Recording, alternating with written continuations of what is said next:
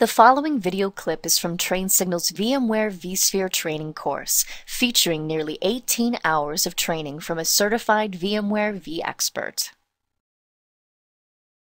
Help you to achieve zero downtime in your infrastructure. Well, first off, fault tolerance provides continuous availability for a virtual machine. In other words, zero downtime. So continuous availability just means, hey, it never goes down. And in my mind, what fault tolerance does is it takes VMHA to the next level. If you think back to my VMHA video, when an ESX server went down, the virtual machines on that ESX server were restarted, but they had to be completely rebooted. So whatever was happening on those virtual machines at the time that the ESX server went down was lost. That doesn't happen with fault tolerance. With fault tolerance, if an ESX server goes down, a virtual machine that's protected by fault tolerance will just continue running on a different ESX server with zero data loss and zero impact to the end users.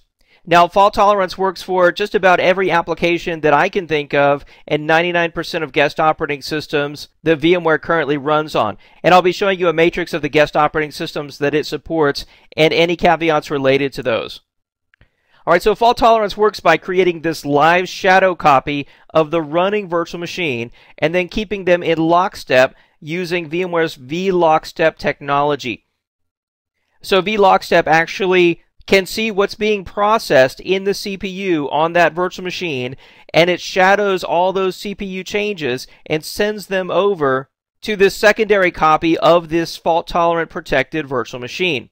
So by doing this, if an ESX server fails, then the shadow virtual machine or the secondary virtual machine will take over and the applications won't lose a beat. And even better, a brand new shadow or another secondary copy of that virtual machine is created inside the cluster on another ESX server. Not the server that failed, but yet another ESX server. So now you have this third copy of the virtual machine created on a new ESX server because the first ESX server failed. That copy was lost. The second copy is now the running virtual machine, and the third copy is now the new shadow copy or the new secondary version of that virtual machine. Alright, so here's a graphic to help us illustrate how fault tolerance works, courtesy of VMware.com. So the primary virtual machine is called that. It's called the primary. And then the copied or lockstep virtual machine is called the secondary.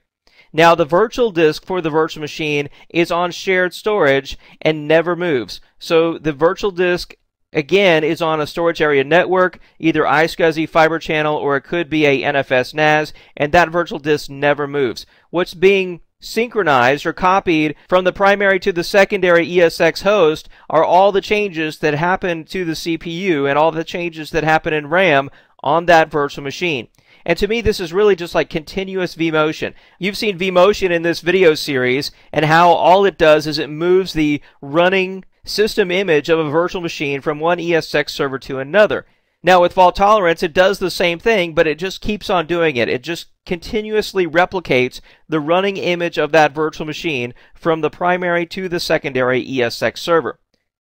Alright, so in this graphic here, we have an ESX server, and it's running two copies, two primary virtual machines. And using fault tolerance, those are being replicated over to one secondary server and another secondary server. So it doesn't have to be just an A and a B server. You can have multiple virtual machines on one server replicated to a variety of other ESX servers, but there's just going to be one primary and one secondary copy of each of those virtual machines.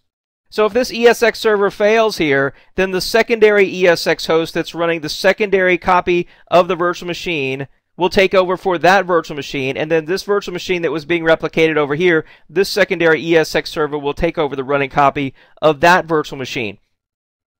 And then if this virtual machine here in the center wasn't protected by fault tolerance, it would still be in the VMHA cluster, and then it would be rebooted, again, because it was not protected by fault tolerance. Now, VMware's fault tolerance is truly an amazing feature of Vsphere, but also because it's so new, it relies on advanced features of some of the newer server hardware. So because of that, there's a number of requirements related to fault tolerance. And the first one is that the CPUs on all the fault-tolerant ESX servers must match. So they must be from a specific list of processors, and I have a knowledge base article I'd like to show you now that shows that list of processors. All right, so here's a VMware Knowledge Base article, and I've got the link to this article along with all the other links I'm going to show you in this video in the reference for my fault tolerance video that you're watching. So if we scroll down here in this Knowledge Base article, it's called Processors and Guest Operating Systems that Support VMware Fault Tolerance. So if we scroll on down here, there's actually a list of the family of different processors that support fault tolerance. You can see it's only the Intel Xeon-based Core 2 microarchitecture, the 3100 series, 33, 52, 54, and 7400. Or you could use the Xeon-based processors. Those are the Intel 5500 series. That's what I'm actually using in this video. And then you can also use AMD processors, the 1300, 2300, and 8300 series. They have to be very strict on the processor requirements because fault tolerance takes advantage of timing features in the processors. And I'll be showing you a utility that will go out and check your processor to tell you if it's compatible with fault tolerance here in just a little bit. So you don't have to worry about running out to check your processor numbers or anything like that. You can just use this tool. All right, the second requirement here is that hardware virtualization must be enabled in the BIOS. All the hosts that will be providing fault tolerance services must be in an HA cluster. And then they have a recommended minimum number of 1 gig Ethernet NICs on each server, and that number is 3. So they recommend a minimum number of 3 gig Ethernet NICs on each server, and that's to break out the fault-tolerant logging traffic onto its own NIC. It's not a hard requirement, it is a soft requirement. But if you're going to use fault tolerance in production, you do want the fault-tolerant logging on its own 1 gig NIC. Now, the ESX servers must be running the same build of Vsphere. The virtual machines must be on a shared SAN accessible by all the servers. And then you must be using Vsphere Edition Advanced, Enterprise, or Enterprise Plus. All right, now let's talk about some of the constraints of fault tolerance. And again, it's a truly amazing product, but it's so new, it still has a number of constraints that you need to be aware of. The first one is that only a single virtual CPU in each virtual machine is supported. In other words, no symmetric multiprocessing is allowed on the virtual machines that will be protected by fault tolerance. Again, I talked about how it requires specific server hardware, and there is a soft limitation. There's a recommended minimum of 4 virtual machines protected by fault tolerance on a single ESX server. Now, those ESX servers need to be line of sight. In other words, they need to be most likely in the same room or at least connected with this 1 gig Ethernet link.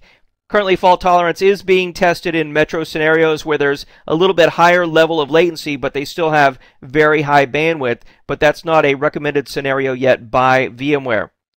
Now, only thick disk on the virtual machines are supported. You cannot use thin provisioning on virtual machines that have fault tolerance. And then snapshots are not allowed on those virtual machines. And some guest operating systems are not supported, and some guests require you to shut down before you can enable fault tolerance. Let's tab back to that VMware Knowledge Base article. And if we scroll down here, I have a list of guest operating systems in this same article. And you can see here we have a list of guest operating systems down the left-hand side. And then we have 3 columns based on the type of processor that you have. So if you have the Intel Xeon based, this is your column. If you have the i7 microarchitecture, this is your column. And then if you have AMD 3rd generation Opteron, this is your column. So some operating systems, for example, let's say Solaris 10 32-bit, are not supported running fault tolerance on AMD 3rd generation Opteron. And then if you're using the Intel Xeon-based Core i7 microarchitecture, you can see here that all the guest operating systems do support fault tolerance, but the /off here means that the virtual machine must be powered off before fault tolerance is enabled. Now, that's also the case over here with the Intel Xeon 45 Core 2 microarchitecture, but only when it comes to Windows 2000 and Windows NT 4. Hopefully you aren't still using those operating systems. All the other operating systems listed here, you can enable fault tolerance without a reboot. All right, before we move on, I have a few documents I want to point out to you up here in my web browser. The first one is the Vsphere Availability Guide, and there is a huge section here on fault tolerance. And I really encourage you to check out the Availability Guide because it's got a lot of great information covering fault tolerance. All right, the second one here is a white paper from VMware on protecting mission-critical workloads with VMware fault tolerance. This is a great white paper, especially to show to your CIO or CEO if you need money to implement fault tolerance in your infrastructure. It's got a lot of good information. I've got another knowledge base article here called Understanding Fault Tolerance. which goes into many of the hardware and prerequisites that are related to fault tolerance. And then we have the knowledge base article here that we just